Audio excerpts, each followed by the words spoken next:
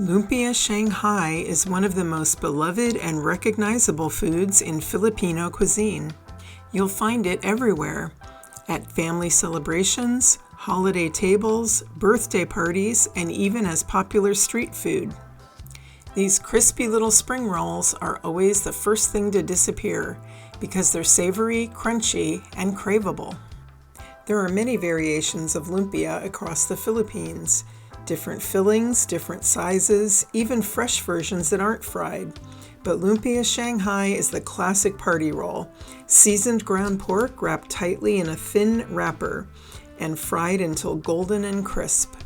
In our version, we take one extra step that makes this recipe easier and more approachable for the home cook. We pre-cook the pork filling before rolling, which means the lumpia only needs a quick shallow fry to crisp the wrapper instead of a full deep fry to cook the meat through. Serve these hot and crunchy with a simple store-bought sweet chili sauce for dipping, and you'll understand why this is a staple at nearly every Filipino gathering. Let's get cooking. To make Lumpia Shanghai, you will need 1 pound ground pork, 1 teaspoon cornstarch, 1 egg, 1 teaspoon paprika, a half teaspoon ground black pepper, 1 tablespoon vegetable oil, a half onion, 2 tablespoons soy sauce, Silver Swan brand is preferred, 2 teaspoons oyster sauce, 3 garlic cloves, 3 to 4 ribs hearts of celery. These are the smaller inner ribs that are pale green, enough to make a 1/4 cup finely minced, 1 medium carrot, salt to taste, an 8-ounce can of water chestnuts, whole or sliced, doesn't matter, you're going to be chopping them up, 3 green onions, and 2 tablespoons sesame oil. For the wrapping and frying, you will need 2 12-ounce packages, 25 count each, of square lumpia wrappers, 1 teaspoon cornstarch, a 1/4 cup water, vegetable oil to cover a large skillet 1/4 inch deep, and sweet chili sauce for dipping. Note that this recipe will yield approximately 39 lumpia. The special equipment you will need are a box grater for the carrot, a large shallow bowl for cooling the filling before rolling, 1 sheet pan, and 1 cooling rack set inside of the sheet pan. Place the ground pork into a large bowl and add the egg, the teaspoon of cornstarch, the paprika, and the ground black pepper. Use your hands to combine well.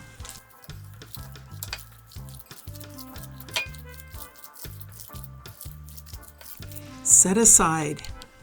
Cut the end off the onion and cut in half through the root.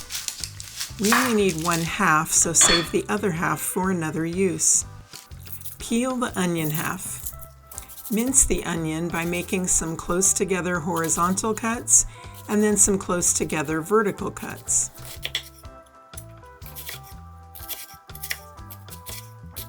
Cut across into dice. Run your knife through the pile to make sure there aren't any large pieces. Place diced onion into a small bowl and set aside.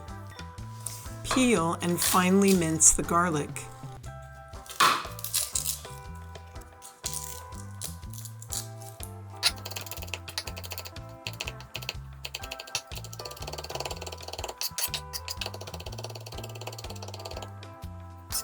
Place in its own dish and set aside.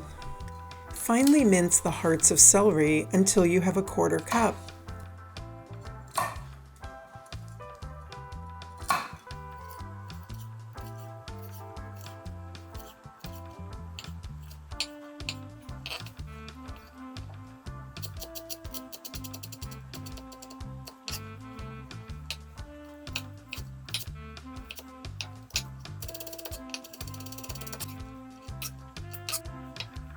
Peel the carrot.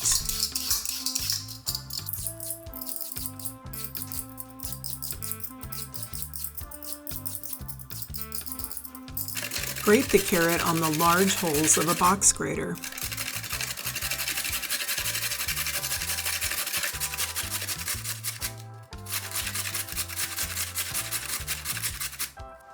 Place in a bowl and set aside. Place a large nonstick skillet over medium-high heat and add the 1 tablespoon oil. When the oil is hot, add the onion and sauté for 1 minute.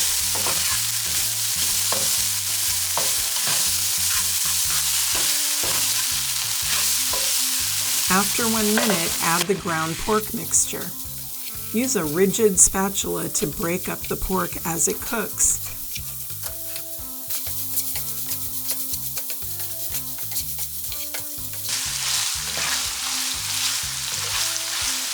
Once the pork is cooked through, add the soy sauce and the oyster sauce and stir to combine. Make a space in the middle and add the garlic. Sauté until fragrant, about 30 seconds.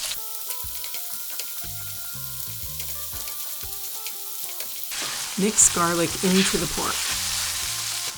Continue cooking until the pork is browned, breaking up any large pieces as you go. Turn off the heat. Add the carrot and the hearts of celery. Add salt to taste and stir well to combine. Place filling in a large, shallow bowl. The filling must be completely cool before rolling the lumpia. Drain the water chestnuts. Roughly chop the water chestnuts. By not chopping them too finely, they add a nice crunch to the filling. Place in a medium bowl. Finely chop the green onions. You'll see I'm cutting the onions vertically first to result in a finer mince.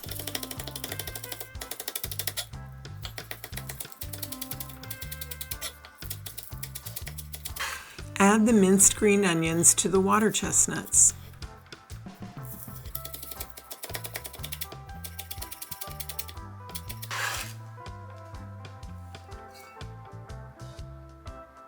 Once the filling has completely cooled, add the chopped water chestnuts and green onions. Adding once the filling cools allows the water chestnuts and green onions to maintain their crunch and their freshness. Finally, stir in the sesame oil and our filling is ready.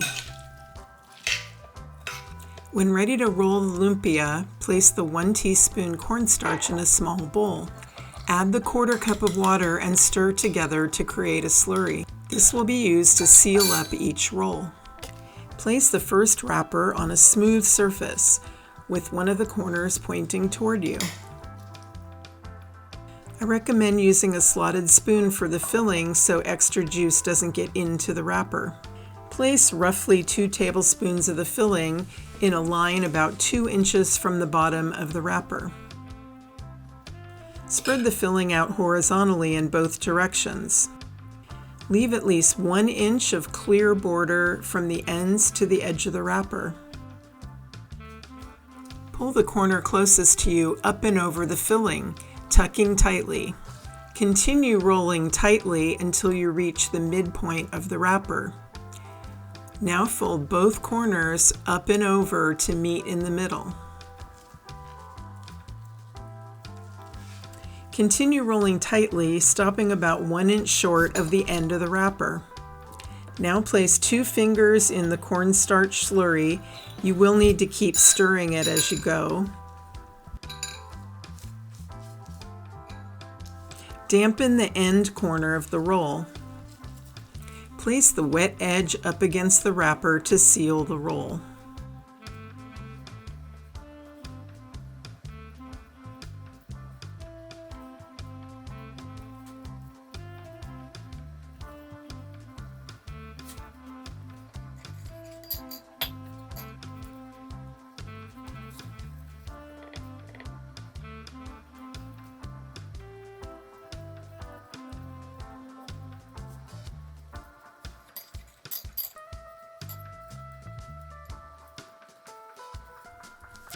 At this stage, the lumpia can either be cooked or frozen for later use. To freeze, place rolls on sheet pan lined with foil, parchment, or a silpat mat, ensuring the rolls do not touch. Once completely frozen, place rolls in Ziploc bags. Lumpia does not need to be defrosted prior to cooking. When ready to cook, place a cooling rack on top of a sheet pan for the cooked lumpia. Pour oil into a large skillet to 1/4 inch deep. Heat oil over medium heat until rippling. When oil is very hot, using tongs and working from back to front, place the lumpia gently into the oil about 1 inch apart. Do not crowd the pan.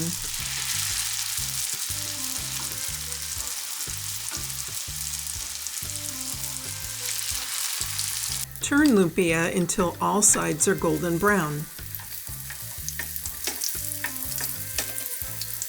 Remove to cooling rack to drain.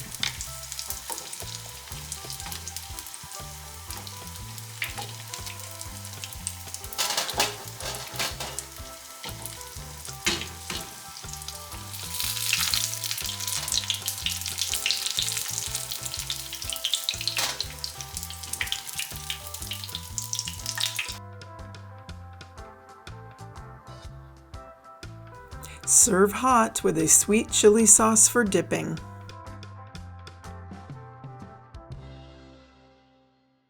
Thank you so much for joining Food Immerse and exploring different cuisines, ingredients, and cooking techniques.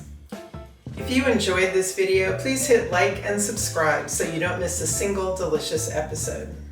If you make this dish, I would love to hear about it in the comments or shoot me an email. Until next time, cheers to good food.